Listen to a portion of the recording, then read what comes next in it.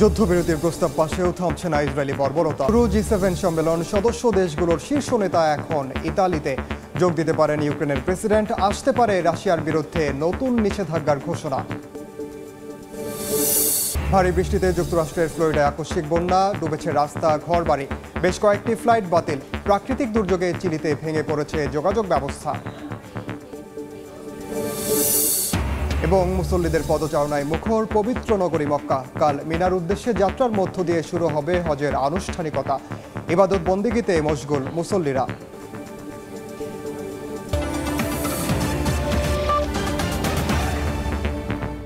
আন্তর্জাতিক সময়ের সঙ্গে আছি আমি ওমর ইনান। ইতালিতে শুরু হলো জি7 সম্মেলন। 3 দিনব্যাপী সম্মেলনে যোগ দিয়েছেন সদস্য দেশগুলোর সরকার ও রাষ্ট্রপ্রধানরা। এবারের সম্মেলনে আফ্রিকা ও ভূমধ্যসাগরীয় অঞ্চলের নিরাপত্তা অগ্রাধিকার পাবে। এছাড়াও আলোচনার অন্যতম ইস্যু ইউক্রেন ও গাজা যুদ্ধ।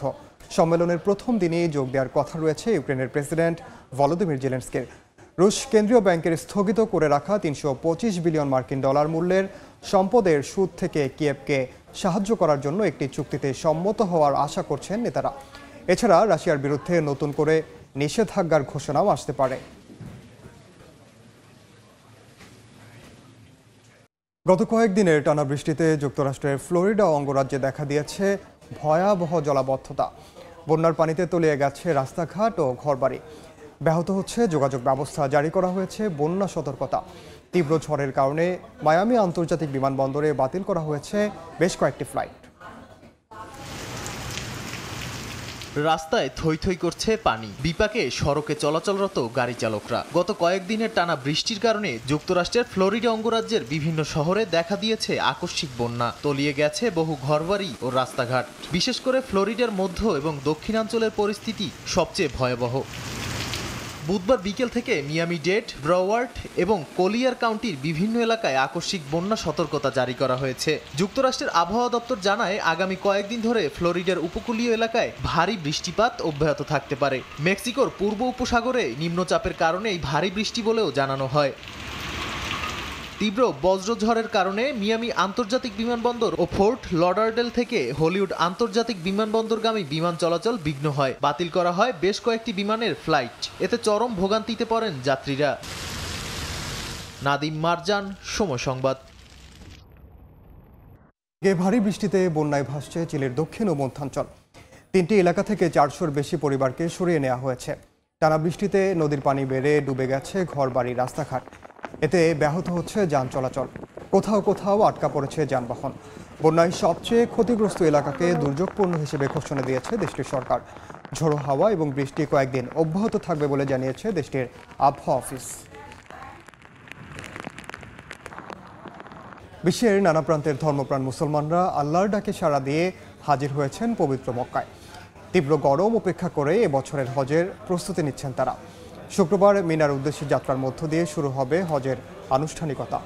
আর মঙ্গলবার জামারায় শয়তানকে পাথর নিক্ষেপের মধ্য দিয়ে শেষ হবে 5 দিনের হজের কার্যক্রম। রিয়াদ থেকে আরও জানাচ্ছেন আরিফুর রহমান। পবিত্র হজ পালনের জন্য ইতিমধ্যে বাংলাদেশ সহ বিশ্বের অন্যান্য দেশ থেকে হজযাত্রীরা সৌদি আরবে পৌঁছেছেন।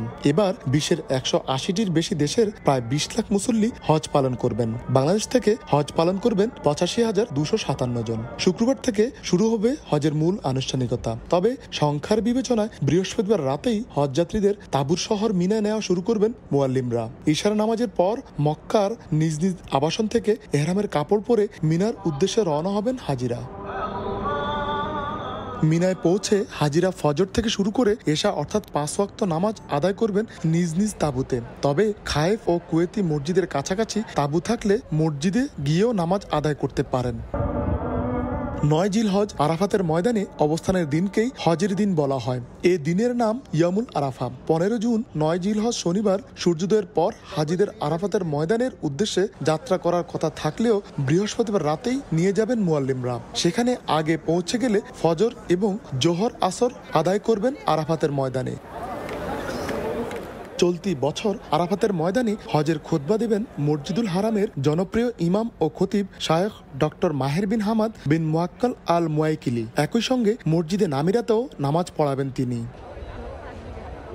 10 জিলহজ মিনায় প্রত্যাবর্তনের পর হাজিদের পর্যায়ক্রমে 4টি কাজ সম্পন্ন করতে হয়। প্রতীকী শয়তানকে পাথর নিক্ষেপ, আল্লাহর উদ্দেশ্যে পশু কুরবানি, মাথা মুন্ডন এবং তাওয়াফ জিয়ারত। এরপর 11 ও 12 জিলহজ অবস্থান করে প্রতিদিন 3টি প্রতীকী শয়তানকে লক্ষ্য করে 7টি করে কঙ্কর নিক্ষেপ বা পাথর নিক্ষেপ করবেন হাজিরা।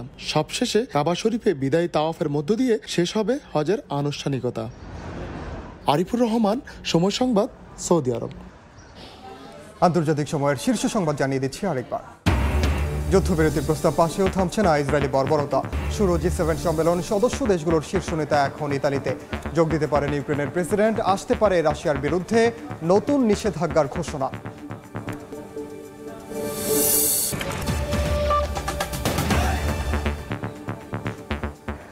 এই ছিল আন্তর্জাতিক সময়ে। এরপর থাকছে সময় সংবাদ, সঙ্গে থাকুন সময়ে।